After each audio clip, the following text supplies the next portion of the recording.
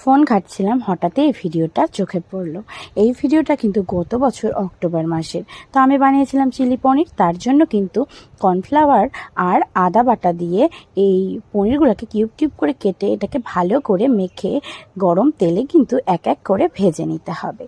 আর এই রান্নাটা কিন্তু খুবই সহজ, তোমরা কিন্তু বাড়িতে অবশ্যই ট্রাই করতে পারো। এরপর পনিরগুলো ভাজা হয়ে গেলে আমি কিন্তু ক্যাপসিকাম আর টমেটো এইভাবে কিউব কিউব করে কেটে নিয়ে এগুলোকে ভালো করে মোটামুটি 80% মতো ভেজে তুলে নেব। এবার পেঁয়াজগুলোকে কিন্তু আমি এইভাবে করে কেটেছি, তোমরা চাইলে কুচি করেও কাটতে পারো। তো যাই হোক, এগুলোকে ভেজে নেওয়ার পর এর মধ্যে কিন্তু ক্যাপসিকাম আর টমেটোটাকে আবার মিশিয়ে দেব।